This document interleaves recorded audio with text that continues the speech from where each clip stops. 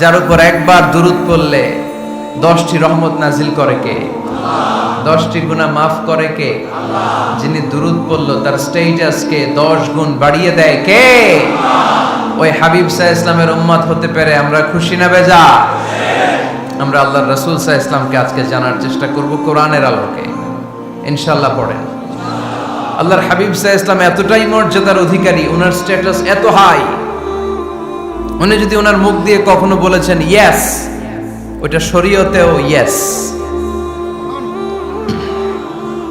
উনি যদি মুখ ফসকে কখনো বলেছেন নো, মানে না, এটা শরীয়তেও না। তার মানে উনি হ্যাঁ বললে এটা হালাল হয়ে যায়, উনি না বললে এটা হারাম হয়ে যায়। উনি আঙ্গুল তুললে চাঁদ ভেঙে 2 ভাগ হয়ে যায়। উনি জমিন থেকে পা উপরে উঠালে আল্লাহর আরশের দিকে মেরাজে চলে যায়। উনি এমন নবী, উনারে বাদ দিলে ইসলাম থাকে না, থাকে? উনি এমন রাসূল, উনারে বাদ দিলে কোরআন বোঝা যায় না, কারণ কোরআন ওনার উপর নাজিল করেছে কে?